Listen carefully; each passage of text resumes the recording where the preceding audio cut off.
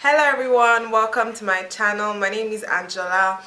For those of you who are watching my video for the first time, and if this is not your first time, then you already know how we do it. Today I'm going to be talking about a rather serious topic. I'm going to be talking about joblessness, how to deal with it, and the many things that you can do while you're jobless. And this video is it's not very, I'm not sure it's going to be organized, so I might be jumping from one thing to another because I feel like I have a lot of things to say concerning this issue. So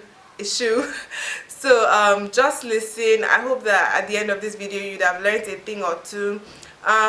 If you are currently employed, or if you have a job, or if you're self-employed, I'd still advise you to watch this video because there are some lessons or some things that I might be sharing, so don't go away just yet. And also I know that the people that watch my videos regularly usually comment, so please comment when you watch this video. And if by chance you don't want to comment, just make sure that you read the comments. I know the comments are going to be popping. I always learn new things from my comment section, so yes. If you're ready, let's get to it. Okay, so before we start, let me just say that I don't work for any Fortune 500 company. I've never worked at a multinational. I might not have all those certifications and everything, but one thing I know is that I have been jobless many times, so I know how it feels.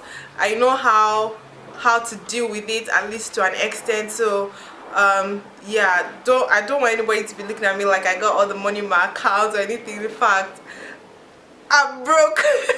I'm joking, I'm not broke. Okay, so I finished school a while back, and yeah, honestly it was one of the hardest times for me because I had finished school hoping that I would work at a particular organization, and so after NYSC, which is compulsory for every Nigerian, there was an opening at the exact organization that I wanted to work for. So I was like, God, like, if this is not you, like, I don't know who this is. So I was super excited, like super happy. So I applied, they called me, went for the interview and everything. I didn't get the job. I didn't get it. And because the media is so crazy, like, I feel like in media, yeah, especially in broadcast media, nobody really cares about your grades, so they just want to know that you can do the work.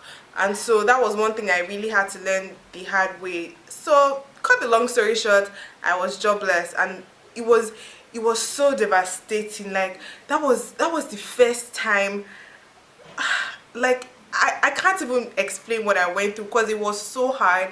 I would cry like almost every day, and I would pray, and it was just so freaking hard. So if you're jobless now, I actually know what you're going through, trust me, because I've been there. And then, like, it won't help because people will now come home.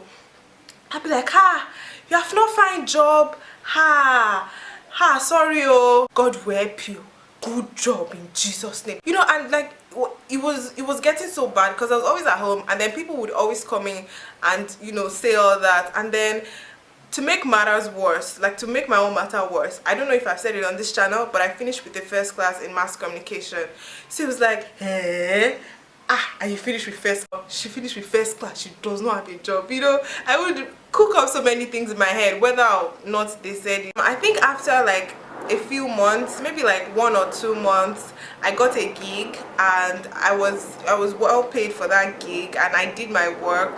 And after I did the job and I got paid, flexing, before I knew it, I was back to square one again, jobless. So the first thing I want you to understand is joblessness is not a one-time thing. Joblessness can hit you at any point. So that's why I said that even if you are currently employed, you need to watch this video, because like, you can actually legit have a job today and tomorrow you will not have that job again. All it takes is for somebody to maybe lie against you, or plot, some group of people to plot against you at the workspace, or maybe, God forbid, you have an accident and you don't have a job again, or maybe your office just closes down. You have to start accepting it as a part of life. It's a bitter truth. Like me, I think I've been jobless like 5 times this year.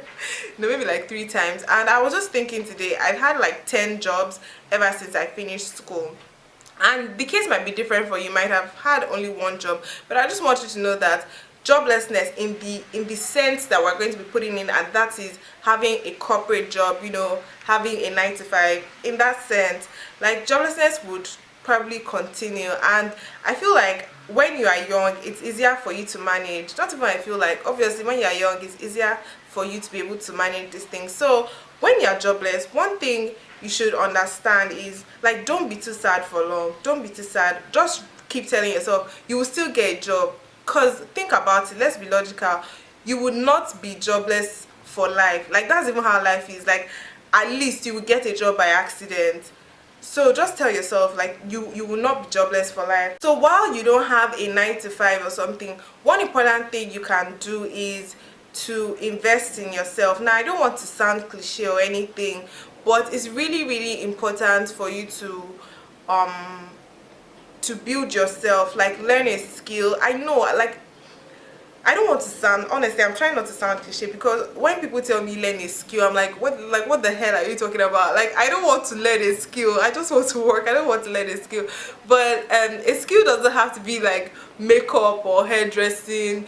Doesn't have to be, you know, making Ankara bags and shoes. There are different kinds of skills you can learn. For example, you can learn about apps, about coding. That's one thing I really want to learn, but maybe this is not the time. You can learn about editing using Adobe Premiere Pro and all those really big things. You can invest in yourself in so many ways. You can also read good books. I'm currently reading Grids by Angela Duckworth, and the book has been amazing so far. So read good books and get off social media. I know.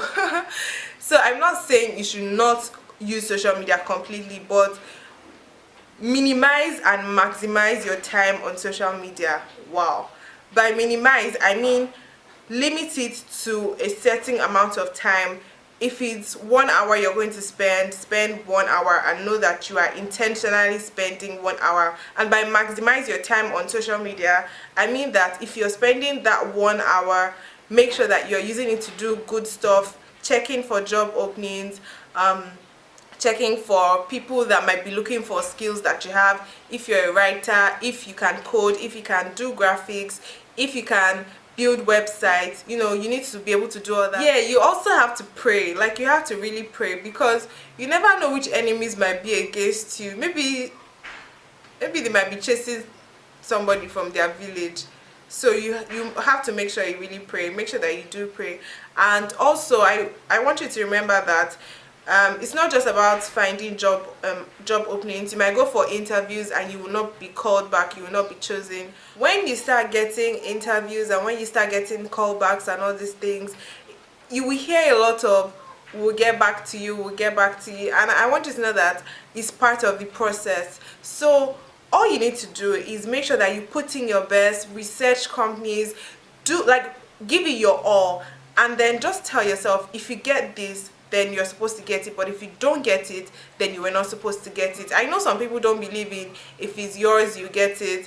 And honestly, I don't believe in if it's yours, you get it. If you just sit back at home and not do anything, and you just be like, oh, if it's mine, the job will come to me. No, I believe in putting in your A game, and if it's really yours, you will get it. But if it's not meant to be for you, then, you know, it won't be for you. Just take it as God trying to teach you something in that process. And yes, you guys, don't neglect the power of meditation.